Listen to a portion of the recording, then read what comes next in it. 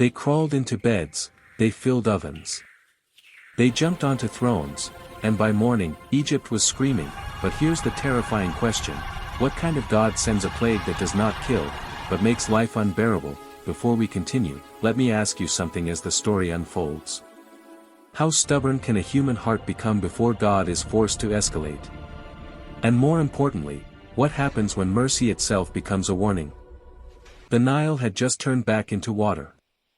The stench of rotting fish still hung in the air. Egypt was weary, but Egypt was not repentant. Pharaoh had seen blood, Pharaoh had heard Moses, Pharaoh had witnessed power, yet his heart whispered, "I am still king." And that is the most dangerous sentence a ruler can think. So God spoke again, not in thunder, not in fire, but through a creature Egyptians thought they controlled. Frogs. Moses stands before Pharaoh once more. No staff raised yet and no miracle performed yet, just words, "Thus says the Lord, let my people go, that they may serve me." Simple. Direct. Merciful. And Moses continues. "If you refuse, the land shall swarm with frogs." Can you imagine Pharaoh hearing this and smirking? Frogs? Tiny. Slimy. Harmless. Or so he thought. Ask yourself, how many warnings from God have people laughed at, until it was too late? Moses lifts his staff, Aaron stretches out his hand, and suddenly the Nile trembles, the canals churn, the ponds break open, and frogs begin to move. One frog. 10 frogs, thousands, then tens of thousands, then millions. They climb out of the water, onto roads, into courtyards, through palace gates. Can you hear it?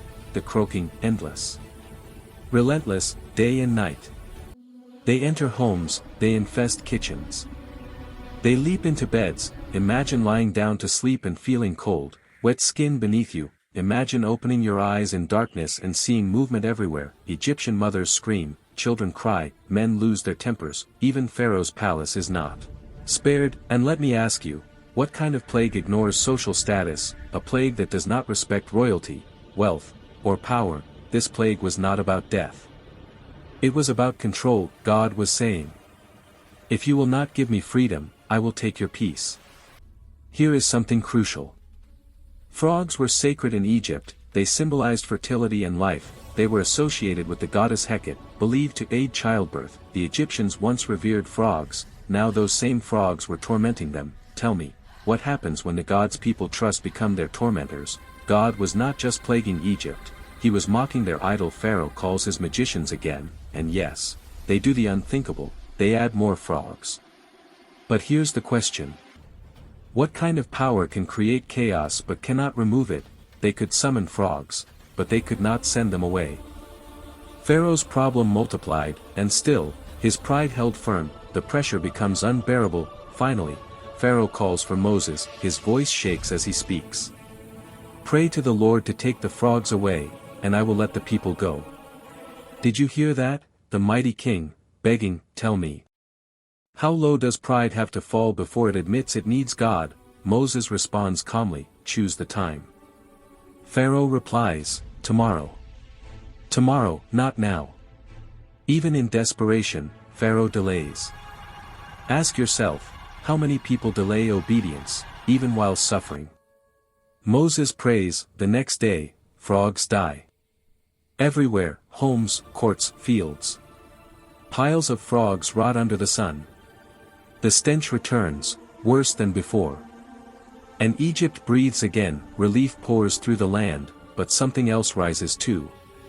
Pride. Pharaoh sees relief, and his heart returns to stone. That he breaks his word. He refuses again. Freedom promised, now denied. Tell me, how dangerous is a heart that only obeys God in pain, but rebels in comfort? And this is where the story grips us. Because this plague was not the worst. It was a test, and Pharaoh failed it. The frogs taught Egypt something terrifying. God does not always destroy immediately. Sometimes he disrupts, sometimes he warns, sometimes he surrounds your life with inconvenience until you cannot ignore him. So let me ask you directly. What frogs has God allowed into your life to get your attention?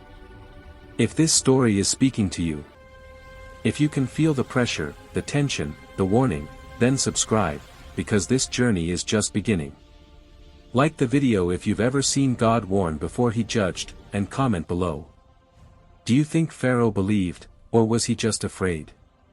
Pharaoh thinks it's over, but God is not done, because the next plague will come without warning. No conversation. No negotiation, and it will come from the dust beneath their feet, something so small. It will make even magicians tremble. Plague 3 is coming, and when Egypt thinks life cannot get worse, that's exactly when God escalates the So I ask you, when God knocks the first time, do you listen? Stay with us, the story has only begun.